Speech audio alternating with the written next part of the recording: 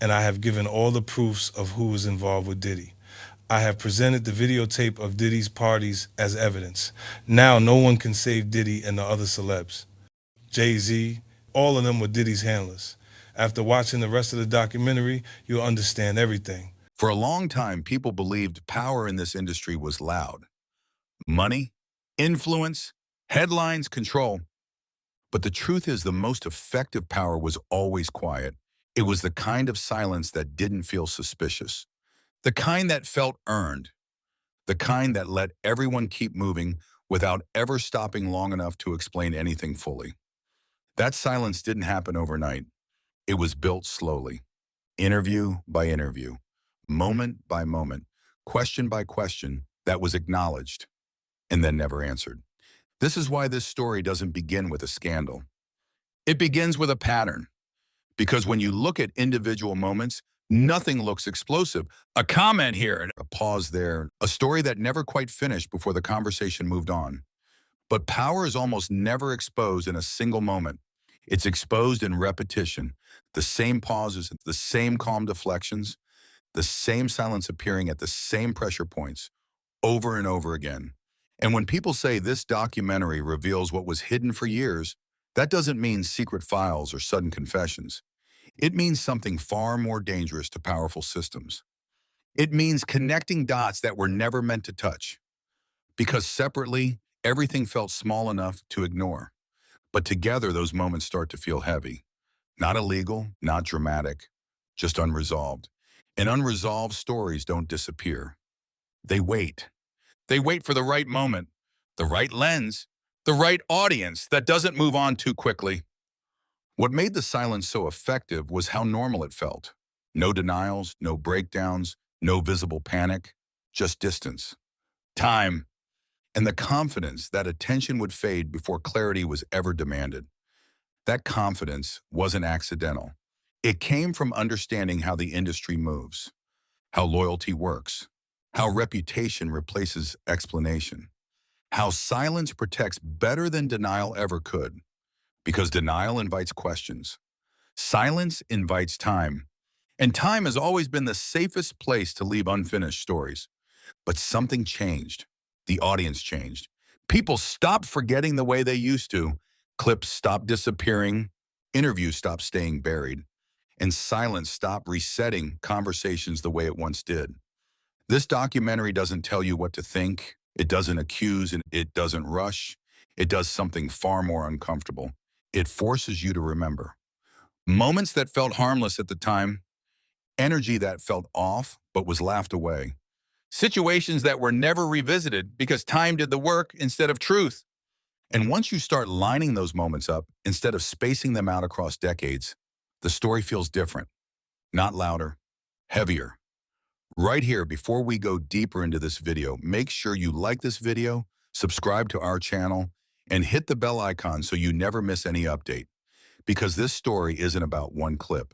It's about years. What makes this moment unsettling isn't what's being said now. It's what was never explained then. Why conversations always stop short. Why timelines were never fully walked through. Why silence kept replacing clarity. That kind of silence doesn't mean nothing happened. It means nothing needed to be addressed. And that only works when power feels secure. But security depends on memory fading. And memory didn't fade this time. People started watching patterns instead of moments. They started asking why certain questions never reached an ending, why explanations were always postponed, why later never arrived. This isn't about proving wrongdoing.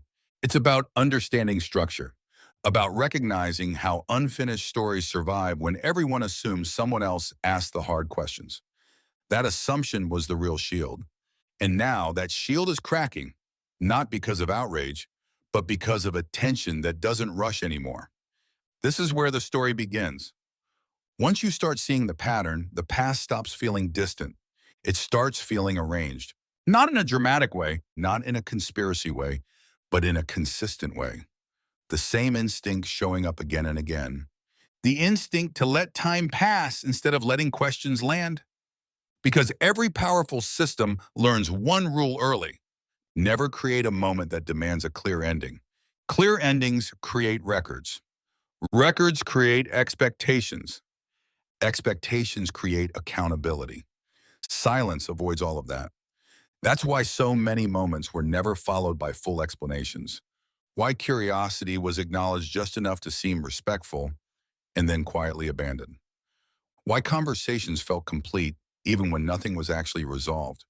The goal was never to convince everyone, it was to slow everyone down. Slowing people down works best when nothing feels urgent, when discomfort isn't strong enough to demand follow-up, when time is allowed to soften edges instead of sharpening them. And for years, that worked. Every time something fell off, silence arrived. Not as denial, not as explanation, just absence. And absence is powerful because it forces the audience to fill in the gaps themselves.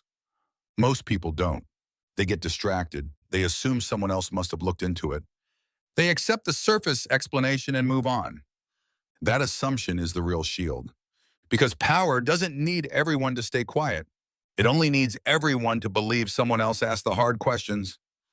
This is where the documentary shifts your attention away from personalities, away from individual moments, toward structure, toward how stories were managed instead of what they contained, toward how distance was used as protection, toward how reputation became a substitute for clarity. Reputation doesn't answer questions, it ends them. When credibility is strong enough, silence doesn't feel suspicious. It feels mature, it feels controlled, it feels above the noise. But restraint only makes sense when something eventually gets addressed. When it never does, restraint turns into avoidance. That's the realization people are quietly having now.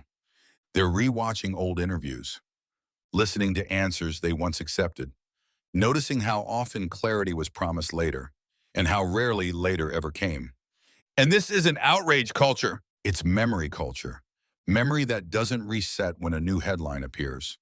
Memory that doesn't disappear just because time passed. Memory that connects instead of forgetting.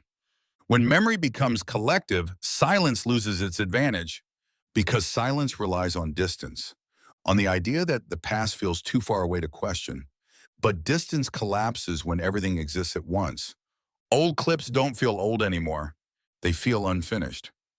That's when patience turns into curiosity, and curiosity, when it doesn't burn out, turns into scrutiny. This is the uncomfortable part, not because something explosive is being revealed, but because nothing new is needed anymore. The existing moments are enough to see the same pauses, the same deflections, the same quiet exits when conversations got too close to coherence, not once, repeatedly. And repetition is where coincidence stops being convincing. This is where the story deepens, not forward, but inward, away from what happened, toward why nothing followed. Because when silence keeps showing up at the same pressure points, silence stops being neutral. It becomes a decision to let time handle it, a decision to trust that attention will fade, a decision to never give the story a clear ending. And unfinished stories don't demand accountability. They just linger, waiting. By this point, the story stops feeling like a mystery. It starts feeling like a system, not a secret system and an efficient one, because systems don't need to hide everything. They only need to manage attention. Look closely and you'll notice something strange. Whenever clarity could have closed the loop, distance showed up instead. Whenever explanation could have ended the conversation, silence took its place. Not aggressively, calmly. That calm matters.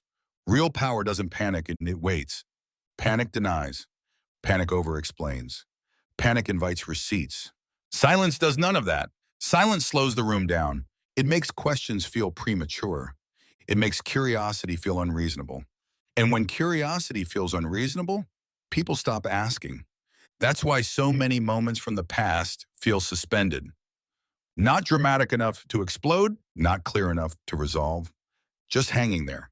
Suspension is intentional. A suspended story never demands consequences. It becomes background noise, something people vaguely remember but never revisit with focus. That's how control survives without confrontation. What's unsettling is how familiar this pattern feels once you recognize it. The same calm energy when questions surface, the same refusal to engage deeply, The same reliance on reputation to fill in the blanks. Reputation becomes the answer. And when reputation is strong enough, it doesn't need defending.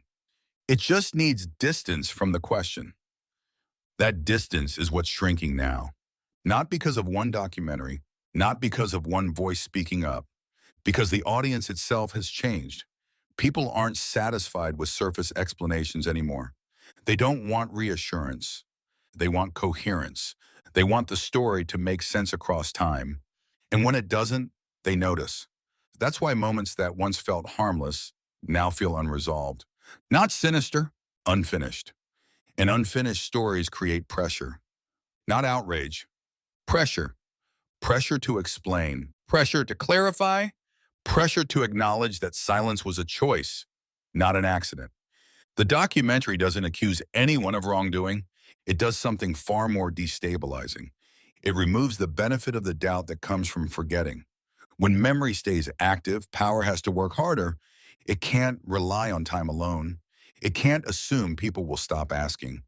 It can't assume silence will be interpreted as dignity forever. Because dignity without clarity starts to feel evasive. That's the shift happening now. People aren't demanding answers loudly. They're asking calmly, repeatedly, and calm questions are harder to escape than loud ones. They don't burn out. They don't lose credibility. They just sit there, waiting.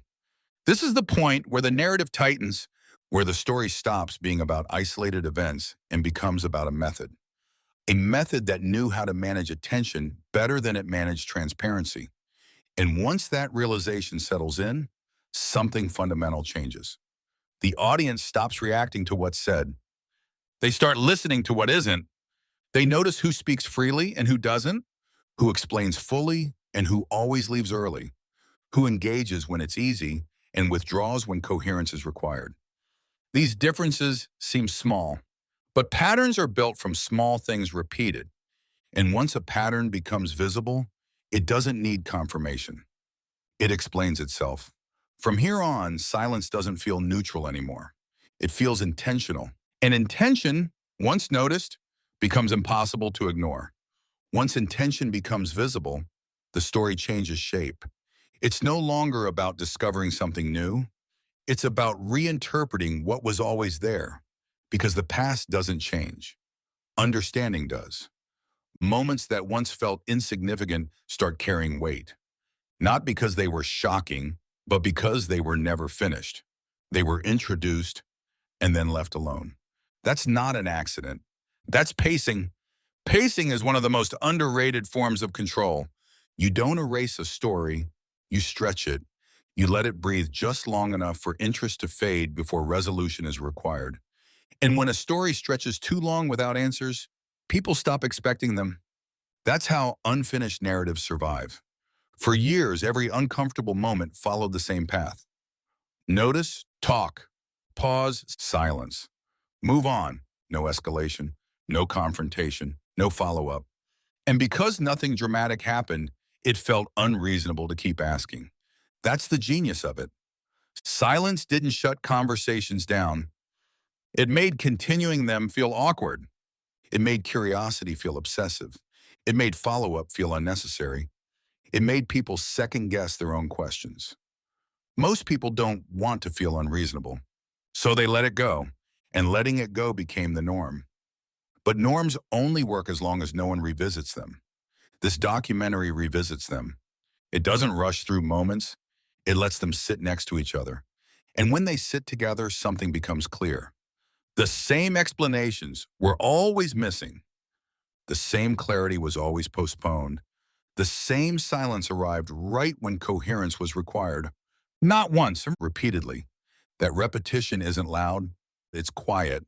But quiet repetition is how habits form, and habits reveal design.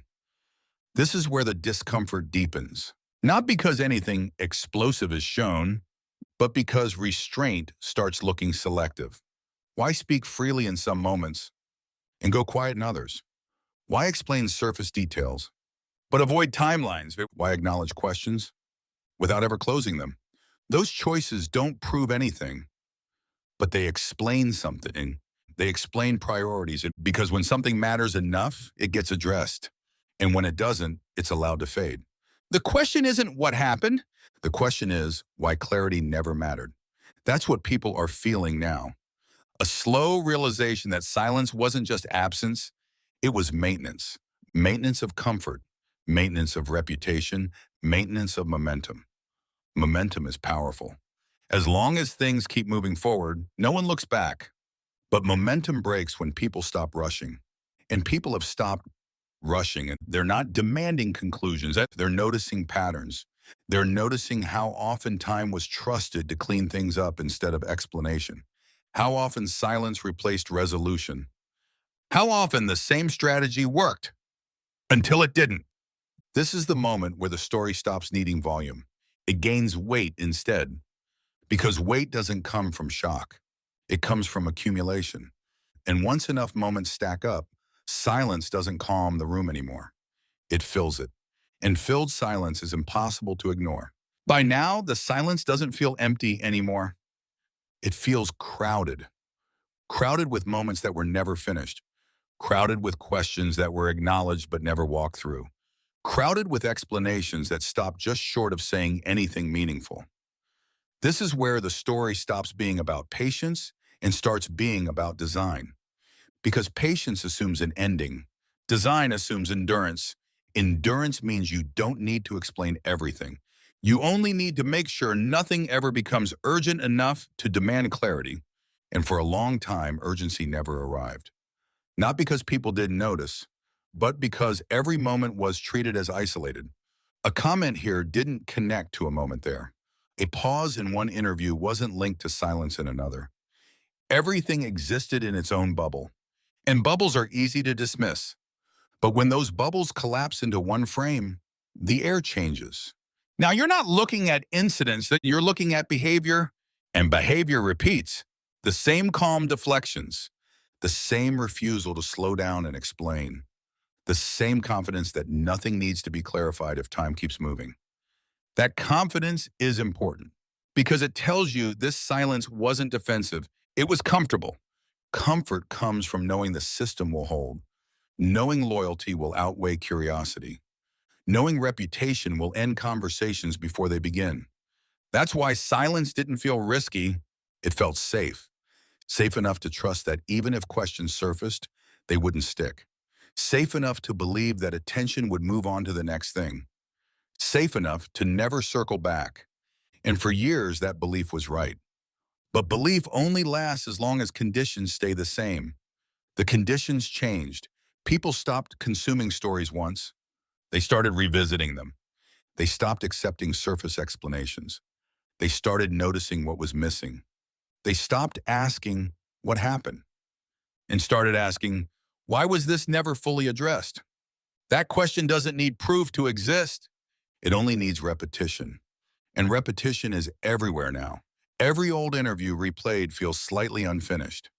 Every calm response feels slightly measured. Every absence of explanation feels slightly intentional. Not enough to accuse, enough to wonder. And wondering doesn't go away.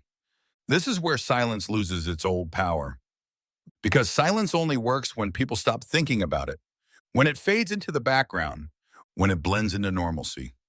But silence doesn't blend anymore. It stands out. It follows the story instead of ending it. It becomes the loudest thing in the room without making a sound. That's when the narrative shifts, not toward answers, toward accountability, not legal accountability, narrative accountability. The expectation that stories should make sense across time, that questions deserve endings, that restraint eventually gives way to context. And when that expectation exists, silence stops being neutral. It becomes a choice that's now being watched carefully. By now, the silence doesn't feel empty anymore. It feels crowded.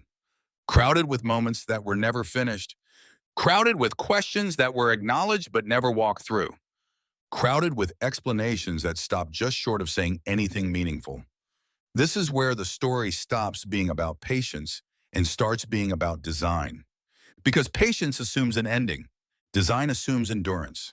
Endurance means you don't need to explain everything. You only need to make sure nothing ever becomes urgent enough to demand clarity. And for a long time, urgency never arrived.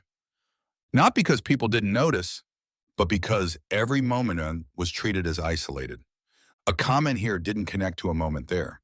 A pause in one interview wasn't linked to silence in another. Everything existed in its own bubble, and bubbles are easy to dismiss. But when those bubbles collapse into one frame, the air changes. Now you're not looking at incidents, you're looking at behavior, and behavior repeats. The same calm deflections, the same refusal to slow down and explain, the same confidence that nothing needs to be clarified if time keeps moving. That confidence is important because it tells you this silence wasn't defensive, it was comfortable. Comfort comes from knowing the system will hold, knowing loyalty will outweigh curiosity, knowing reputation will end conversations before they begin. That's why silence didn't feel risky. It felt safe. Safe enough to trust that even if questions surfaced, they wouldn't stick. Safe enough to believe that attention would move on to the next thing. Safe enough to never circle back. And for years, that belief was right. But belief only lasts as long as conditions stay the same. The conditions changed. People stopped consuming stories once. They started revisiting them. They stopped accepting surface explanations. They started noticing what was missing. They stopped asking, what happened? And started asking, why was this never fully addressed? That question doesn't need proof to exist. It only needs repetition. And repetition is everywhere now. Every old interview replayed feels slightly unfinished. Every calm response feels slightly measured. Every absence of explanation feels slightly intentional. Not enough to accuse, enough to wonder. And wondering doesn't go away. This is where silence loses its old power, because silence only works when people stop thinking about it. When it fades into the background, when it blends into normalcy. But silence doesn't blend anymore. It stands out. It follows the story instead of ending it. It becomes the loudest thing in the room without making a sound. That's when the narrative shifts, not toward answers, toward accountability, not legal accountability, narrative accountability. The expectation that stories should make sense across time, that questions deserve endings, that restraint eventually gives way to context. And when that expectation exists, silence stops being neutral. It becomes a choice that's now being watched carefully. At this stage, something important has already shifted. The audience isn't waiting for answers anymore. They're watching reactions. Because once a pattern is visible, the next move matters more than the past. Not what was said before, but what happens now that people are paying attention. And attention, when it becomes patient, is dangerous. Impatient attention burns out. Patient attention remembers. This is where the documentary becomes uncomfortable without ever raising its voice. And it doesn't escalate. It slows everything down. It lets you notice how often opportunities for clarity appeared and quietly passed by. Those missed moments matter, not because they prove anything, but because they reveal priorities. What was worth addressing? What was allowed to fade? What was treated as beneath response?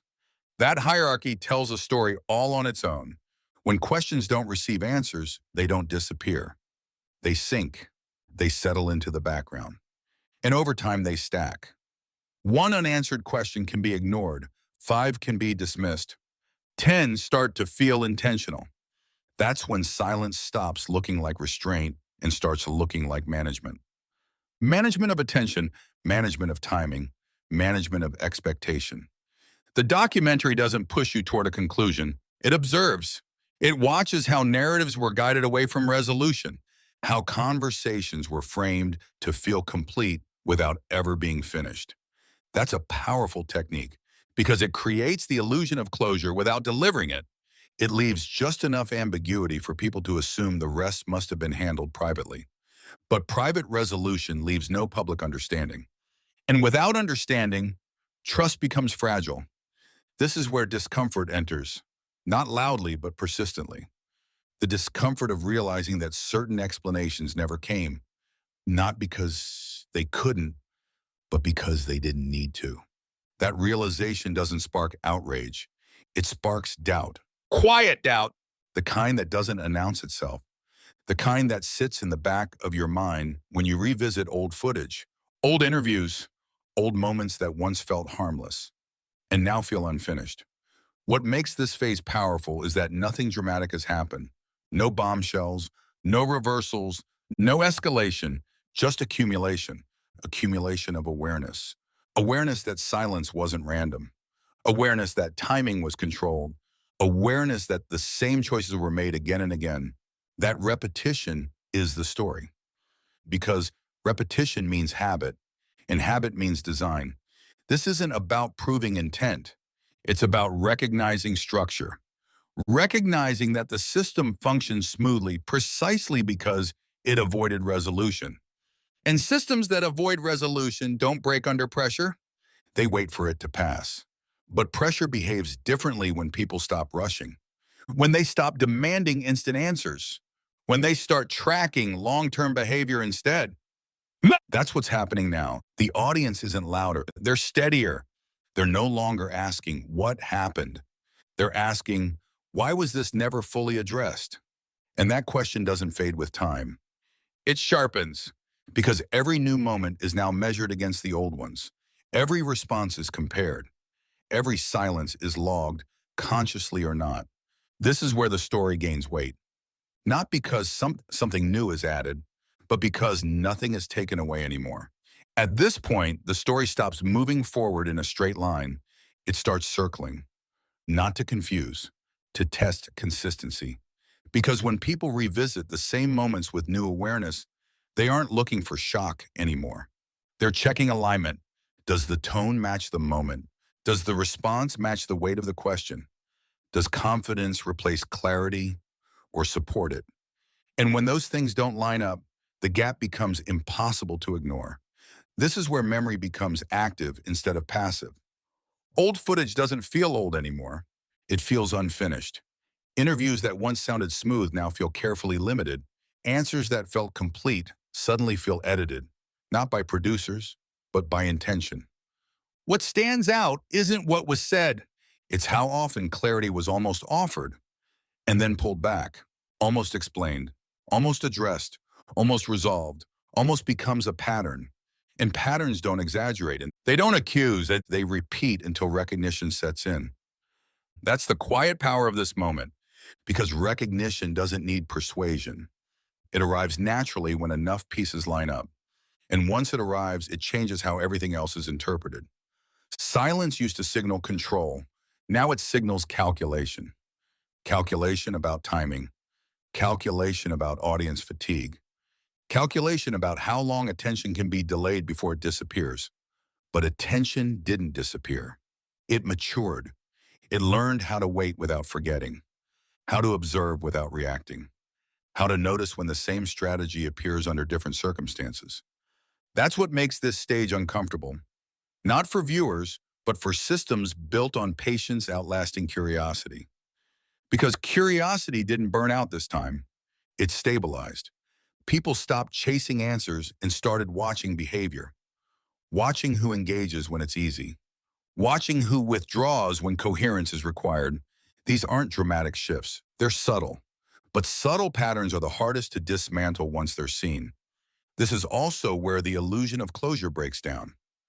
Past silence can no longer be retroactively interpreted as resolution, because resolution requires explanation, and explanation was never offered. Only distance, distance between moments, distance between questions and responses, distance between what was visible and what was understood. That distance once protected the story. Now it exposes it. Because distance only works when people stop measuring it. They aren't stopping anymore. They're tracking, not obsessively, methodically. And methodical attention doesn't demand immediacy. It demands consistency. That's the pressure building here. Not the pressure of accusation and the pressure of coherence. Coherence across time, across interviews, across reactions. And until that coherence exists, silence can no longer pretend to be neutral. It becomes part of the narrative itself, not as proof, but as presence. A presence that follows every unanswered question. A presence that reminds people this story didn't disappear. It was simply paused. And pauses, when stretched long enough, start to feel deliberate. There's a moment when every long-running story crosses a line it can't uncross. Not because something new is revealed, but because something old is finally understood. By now, the audience isn't asking to be convinced. They're already thinking.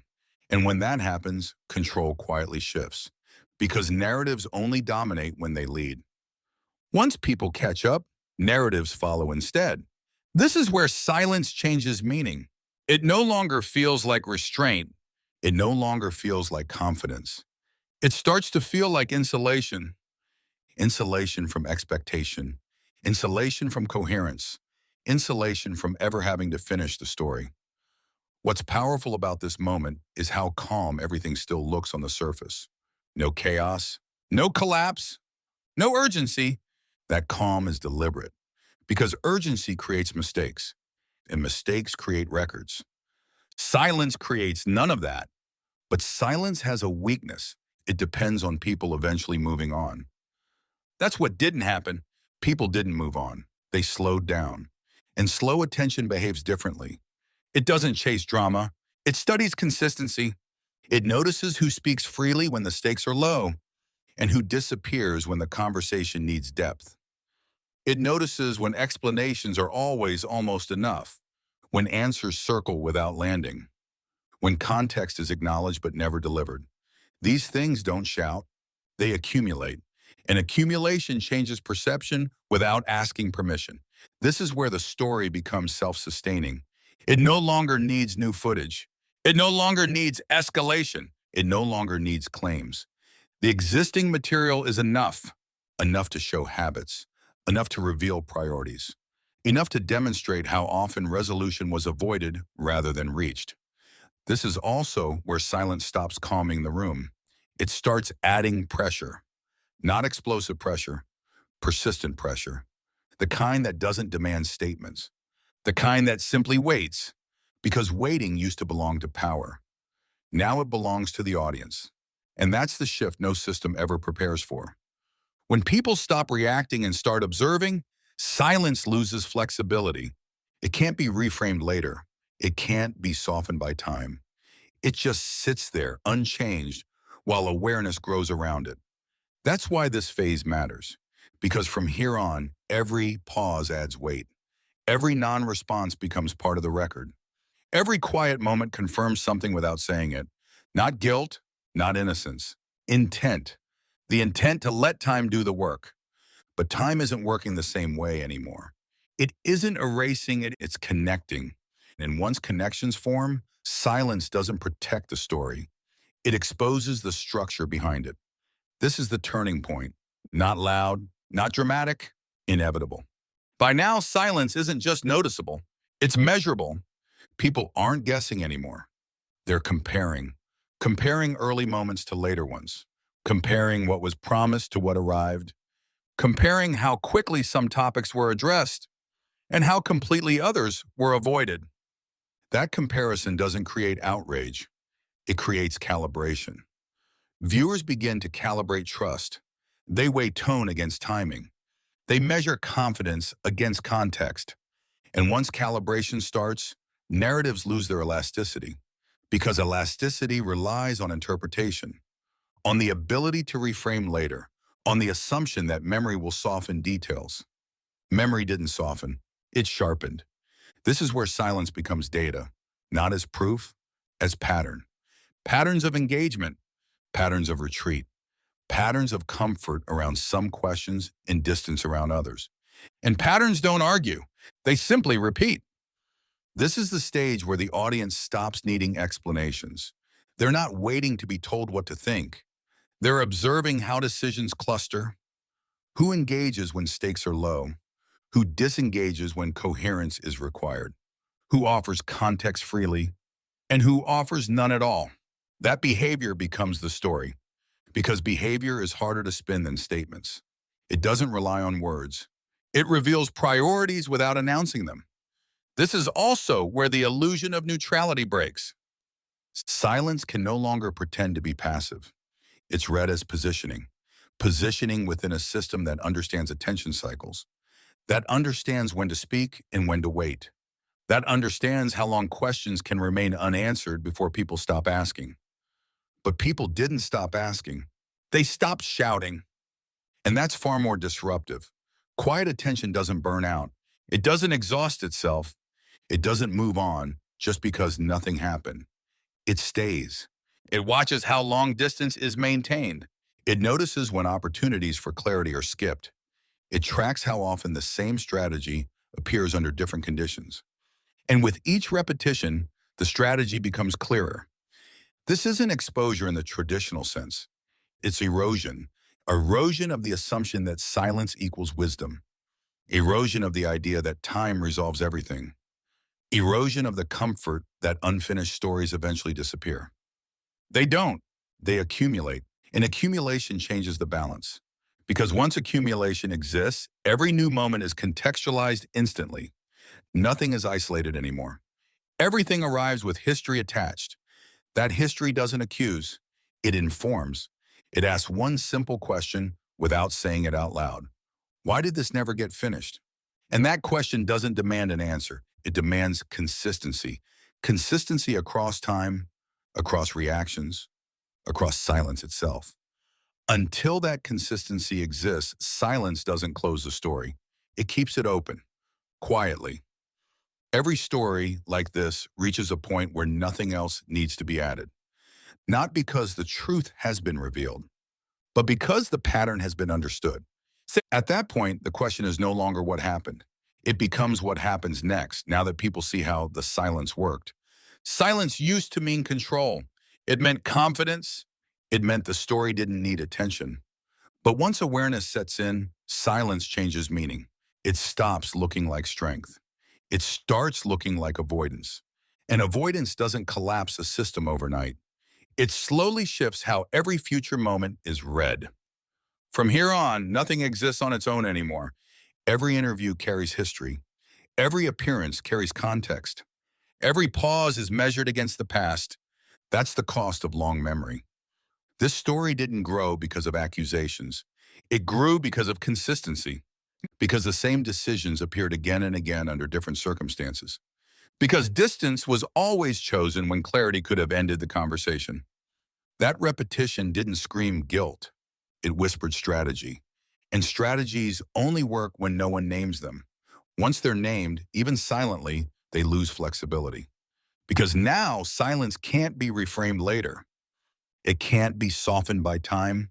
It can't rely on distraction. It becomes part of the record, not a legal record, a narrative one, a record of what was addressed and what wasn't, of which questions were welcomed and which were allowed to expire, of how often restraint replaced explanation. This is where responsibility shifts, not to courts, not to headlines, to the audience, an audience that no longer forgets, that doesn't rush, that doesn't let time do the work anymore. They remember what was left unfinished. They notice what stays unaddressed. They track what silence keeps protecting. And from this point forward, every quiet moment carries weight, not because it proves anything, but because it confirms something essential, that the silence was never empty. It was active and it was deliberate. It was doing the work. And now everyone can see it. That's where this story ends. Not with exposure, not with collapse, not with answers, but with a permanent shift. Silence no longer closes the story, it keeps it open.